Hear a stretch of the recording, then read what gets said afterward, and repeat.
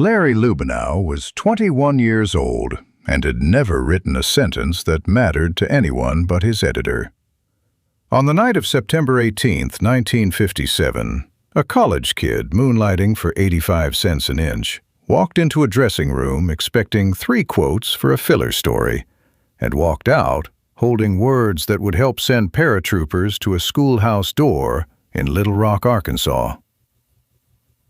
Grand Forks, North Dakota, the Chateau Ballroom, backstage, a little past 6 in the evening. Nobody in that hallway knew it yet. Rewind 3 hours. Larry Lubenow was a journalism student at the University of North Dakota, 21 years old, with a wife, a baby daughter, and a part-time stringer's rate of 85 cents an inch from the Grand Forks Herald. He drove a car that needed a new clutch and wrote whatever the city desk handed him: school board meetings, county fair results, high school football scores phoned in from payphones. He had never once had a byline above the fold. His actual assignment that evening had nothing to do with jazz. He'd been sent to shoot photographs of the Sweetheart of Sigma Chi pageant 3 blocks from the Chateau Ballroom, a fraternity fundraiser with a $5 budget for film. Louis Armstrong and his all-stars were only in Grand Forks because a promoter had booked the ballroom back in the spring, months before anyone in North Dakota had reason to think about a high school 4 states away. By September, that high school was on every front page in the country.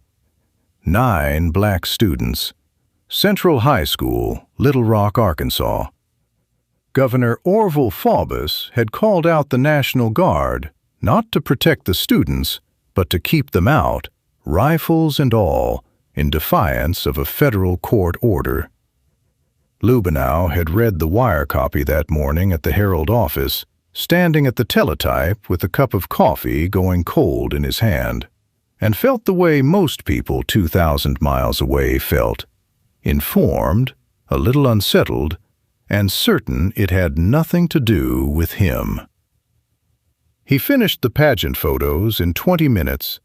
The contest wasn't due to end for another hour, and Lubenow had heard through a photographer friend that Louis Armstrong was already at the ballroom, resting before the show. On a hunch, the kind of hunch a broke college kid has when he wants one good clip for his portfolio, he crossed the street and found a stagehand smoking by the loading door. "Any chance Mr. Armstrong could give a college paper 5 minutes?" The stagehand looked him up and down, notebook, cheap camera, tie loosened at the collar. "He's tired," the man said. "Long drive from Winnipeg. But go on and ask him yourself.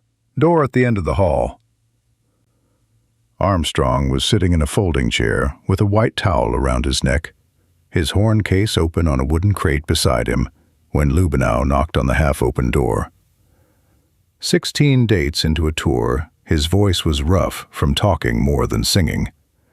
He looked up anyway and gave the grin 20,000 nightclub audiences already knew by heart. "Come on in, Daddy," Armstrong said. "What you want to know?" Lubenow sat on the edge of a wooden chair, notebook balanced on his knee, and asked the questions a nervous 21-year-old asks when he's grateful just to be in the room. How long had he been on the road? What he thought of North Dakota winters? Whether the horn in the case was the same one from the old Hot 5 records? Armstrong answered easy, unhurried, joking about hotel food and long bus rides between one-night stands, laughing at his own stories before he finished telling them. Lubenow had almost stopped writing. He was closing his notebook, thinking about how he'd frame the pageant story instead, when somebody down the hall left a transistor radio playing a little too loud. The 7 o'clock bulletin came through the open door in pieces. Little Rock, Federal Troops, Governor Faubus. The words drifted into the dressing room like smoke under a doorframe, and Armstrong's face changed before Lubenow even understood what he was hearing. "Turn that up," Armstrong said, and nobody in the hallway moved fast enough for him. He said it again, louder. "Turn it up." The bulletin ran maybe 90 seconds. Armstrong sat perfectly still through all of it, towel forgotten around his neck, elbows on his knees, listening the way a man listens to news about his own family. When it ended, he didn't say anything for a moment. The dressing room was quiet enough that Lubenow could hear the pageant applause leaking through the wall 3 doors down. Then Armstrong asked a question nobody expected a jazz musician to ask a college stringer with a $5 camera and a spiral notebook. "You writing this down or not?" Lubenow said he could, if Mr. Armstrong wanted him to. "Write it down." First it was Phoebus. Armstrong's voice was low, controlled, each word set down like a brick. "That man's an uneducated plowboy," he said. "He's ruined the prestige of this country." Lubenow wrote it exactly, hands steady. Then it was Eisenhower, and the room got colder. "The president has no guts," Armstrong said. "He's two-faced. He allows Phoebus to run the government. It's a pitiful shame." Lubenow's pen was moving fast now, and he had stopped thinking about the sweetheart of Sigma Chi entirely. Then it was the government itself, and this was the part that made Lubenow's hand stop for half a second before it kept going. "It's getting so bad a colored man hasn't got any country," Armstrong said. 3 targets, 3 sentences, each one bigger than the last. Lubenow looked up once, just to check the man across from him wasn't joking. He wasn't. A road manager stuck his head through the doorway, heard exactly 2 sentences of where the conversation had gone, and physically flinched. He was gone again in seconds, down the hall to find a telephone.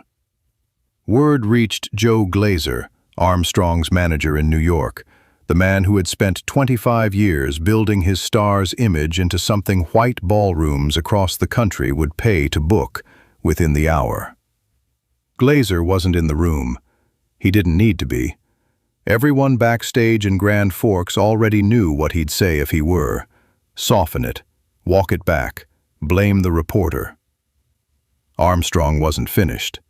He had one more thing to say, and he said it slower than the rest, making sure Lubenow's pencil caught every word cleanly. The State Department had asked him that year to headline a goodwill tour of the Soviet Union, an American ambassador with a horn, the papers were already calling it, proof for the world that American freedom meant something. "I couldn't represent my government," Armstrong said. "The way they are treating my people in the South, the government can go to hell." That's when it happened. Not a slip of the tongue, not a line he'd take back by morning over coffee. Lubenow set his pencil down and read the whole page back out loud, certain, almost hoping, that Armstrong would soften at least 1 sentence before it went anywhere near a printing press. He didn't soften a single word. "You quote me right," Armstrong said, leaning forward so there'd be no mistaking him. "I don't say nothing I don't mean. Not 1 word of it." Lubenow closed the notebook. His hand was shaking slightly, and it wasn't from the cold. Lubenow didn't wait for the show to start. He ran the 3 blocks back to the Herald office with his notebook pressed against his chest like it might blow away in the September wind. Past the pageant crowd still filing out of the fraternity house, past the streetlights just coming on. The night editor read the copy once, standing at his desk with his coat still on. Then he read it again, sitting down this time, and asked the only question that mattered. Was Lubenow absolutely certain Louis Armstrong had said all of it, on the record, understanding exactly what it would mean when it printed? "He read it back himself," Lubenow said. "Twice." That wasn't enough. The editor had Lubenow get Armstrong on the ballroom's office telephone before the second show and listened in on the extension himself. Armstrong repeated the quotes back a third time, unprompted, in case anyone at the paper still doubted whose words they actually were. "Ain't no lie in it," Armstrong said, his voice tinny through the receiver. "Print it. Print every word." The editor hung up, looked at the copy one more time, and sent it to the composing room. The Grand Forks Herald ran it on the front page the next morning under Larry Lubinau's byline, his first ever above the fold. By that afternoon, the Associated Press had picked it up for the National Wire. By evening, it was running in newspapers from Boston to Los Angeles. The most famous entertainer in America, in the middle of the worst domestic crisis since the war, calling his own president gutless in print. The backlash arrived within days, and it arrived from every direction at once. Some radio stations pulled his records off the air entirely. Letters came addressed simply to the traitor with the horn. No other name needed. Booking agents in 3 southern states quietly canceled dates already on the calendar. Glazer fielded calls from reporters all week asking the same question in different words. Would Louis Armstrong apologize? He never did. Not that week, not that year, not ever. On September 24, 1957, 6 days after that dressing room in Grand Forks, President Eisenhower federalized the Arkansas National Guard and ordered the 101st Airborne Division into Little Rock, soldiers with fixed bayonets walking 9 students through the schoolhouse door the governor had tried to seal shut. Historians still argue over how much any single voice moved that decision. What isn't argued is that Armstrong's words had traveled far enough, fast enough, that reporters raised them directly with the White House press office in the days between. Armstrong sent a telegram to the president the day the troops moved in. It was short, and it was not an apology, because he had never believed he owed one. It closed with a line that traveled through the newspapers almost as fast as the first quote had, 6 days earlier, out of a dressing room in North Dakota. If you decide to walk into that schoolhouse with the little colored kids, take me along, Daddy. Louis Armstrong never went to the Soviet Union that year.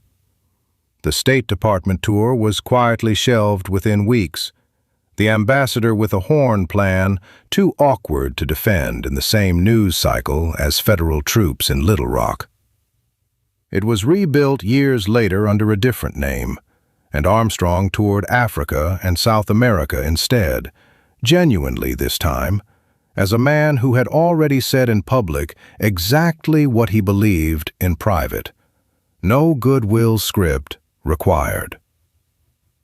Joe Glazer never got the apology he'd hoped for either, and after a while he stopped asking. The bookings came back. The record sales came back. What never came back was the assumption held by white audiences and black audiences alike that Louis Armstrong's grin on stage meant he had nothing to say off stage. He kept the towel around the neck bluntness for the rest of his life, in smaller rooms, with smaller reporters, whenever the question was real enough to deserve it. Larry Lubinau stayed a working newspaperman for the rest of his career. Small dailies, wire stories, decades of school boards and county fairs after the one night his byline ran above the fold on a story that reached the White House.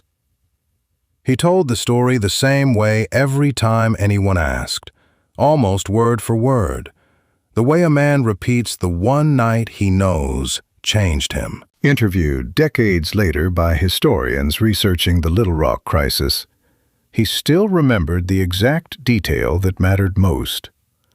Armstrong slowing his own voice down on purpose, twice, So a 21-year-old stringer with a $5 camera could get every word right the first time. The original wire copy survives today in newspaper archive collections. Dateline Grand Forks, byline Lubenow. 4 short paragraphs that outlasted the beauty pageant story he'd actually been sent to write that night. The Louis Armstrong House Museum in Queens holds correspondence and telegrams from that same week.